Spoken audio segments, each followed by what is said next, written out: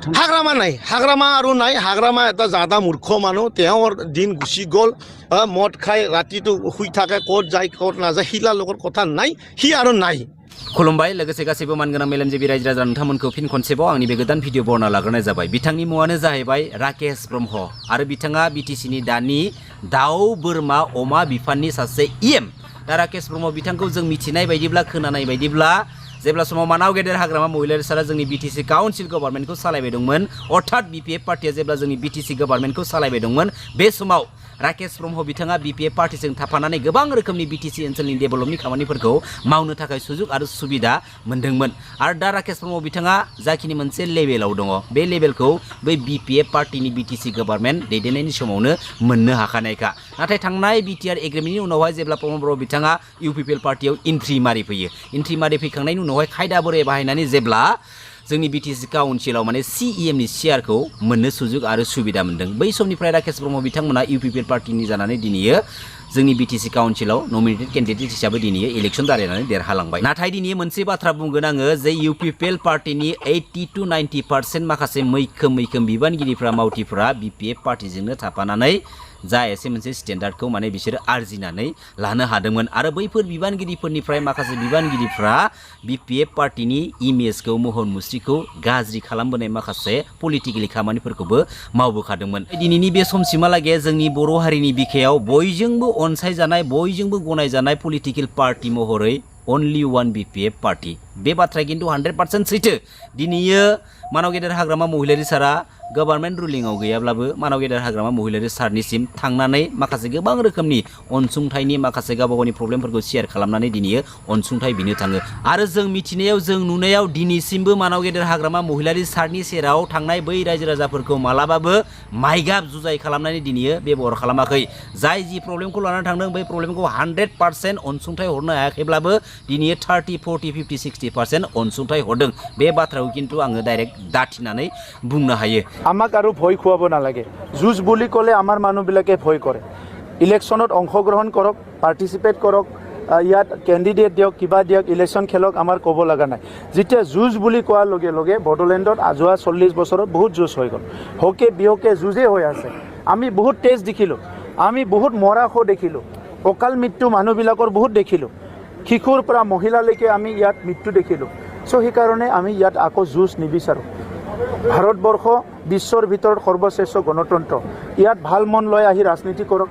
ৰাইজক আপোনাৰ ভাল কথাবিলাক দাঙি ধৰক সকলোকে বিশ্বাস আজি দিবলৈ আপুনি চেষ্টা কৰক थांनाय 2003 10 फेब्रुवारियाव जेब्ला मानाव गेदेर बिएलटि ब्रादार्स मोना सेन्ट्रेल गभर्नमेन्ट आरो स्टेट गभर्नमेन्टखौ लानानै बिटिसि एकर्डखौ खालामना लानानै फैनाय जादोंमोन बे बिटिसि एकर्डनि गेजेरजों फर्स्ट टाइम बिटिएडि एरियाखौ लानानै पलिटिकेलि रुलिं खालामनो हानाय मोनसे सुजुग आरो सुबिदाखौ लाना फैनो हादोंमोन आरो जेब्ला मानाव गेदेर हाग्रामा महिलारि सारा पलिटिकेलि रुलिंखौ बे बिटिएडि एरियाखौ लानानै खालामजेनो बै समाव जोंनि बर' हारिनि माखासे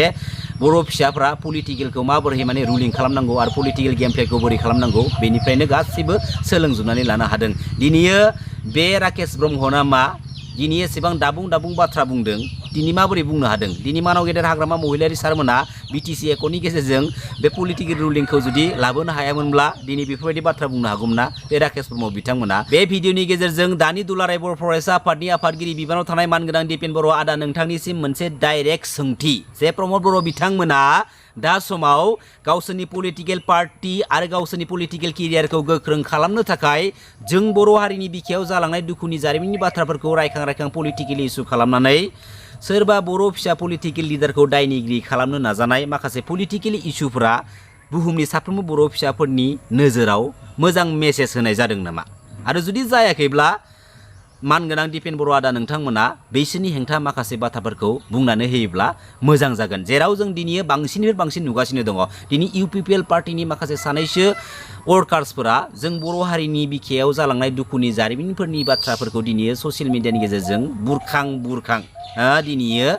बाथ्रा बुंनो फैदों दा बेफोरबायदि जालांनाय जाथायखौ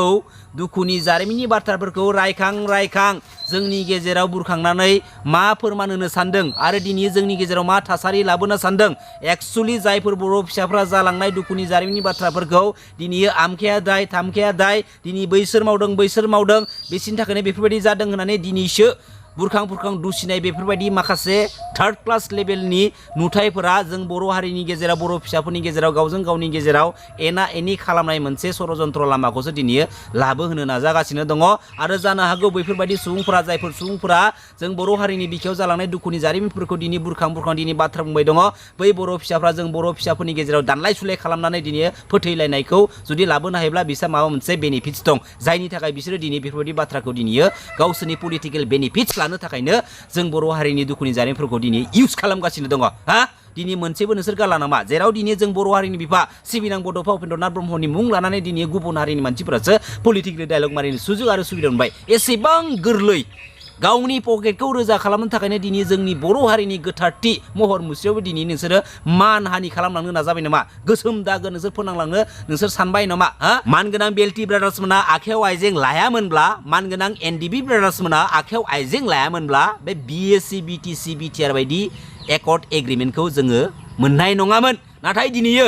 सिबिनां बड'फा उपेन्द्रनाथ ब्रह्मनि गोथार आइडिय'लजि फिलसफिनि बिखायाव गसंनानै जा गणतान्त्रिक लामानि सेपारेटेड बड'लेण्ड मुभमेन्ट बे बड'लेण्ड मुभमेन्टआ बहा गोमाखो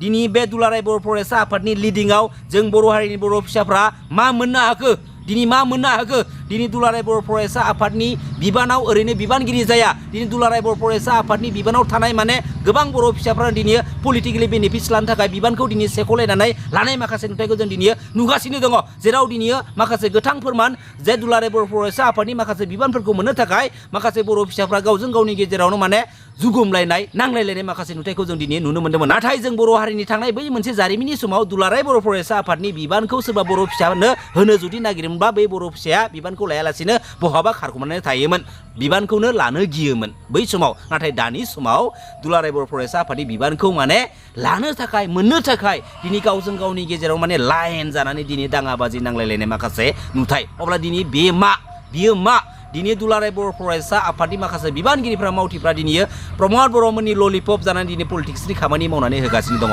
फैबाय थानाय समाव जों बर' हारिनि माहारियारि आफाद दुलाराय बर' फरायसा आफादनि हेफाजाब मोननानैब्लाबो इउपिपिएल पार्टिया जोंनि बिटिसि काउन्सिल गभर्नमेन्टखौ जुदि सालायनो सुजुग आरो सुबिदा मोनाब्ला बा हाइ मेजरिटि सिट लानानै जुदि देरहानो हायाब्ला अब्ला बेवहाय मोनसे बाथ्राखौ मिथिनानै लादो जे बुहुमनि साफ्रोमबो बर' फिसाफ्रा बै साफा सानै लांसुनिया लुबैसुला थगायसुला लिडारनि गलाम नंला बे बाथ्राखौ खिन्थु सिदा मिथिना लाखादो बे बाराव बुहुमनि साफ्रोमबो बर' फिसाफ्रा जोंनि बे बिटिसिखौ बासायनो थाखाय थांखि लादों आरो जोंनि बे बर' माहारिखौ गोख्रों खालामलांनायनि मोनसे गोख्रों थांखि लादों बे बाथ्राया खिन्थु क्लियार आरो बे बाराव जोंनि बर' हारिनि सोरबा सेल्फिस थगायसुला आखुनि लिडारफ्रा बर' फिसाफ्रा जेबो माने स्कप आरो चान्स मोननाय नङा सिदा बाथ्राखा नंगौना नङा मानगोनां रायजो राजा नोंथांमोन गोजोन्थों खुलुमबाय जै बर' हारिनि जै बर' बिमानि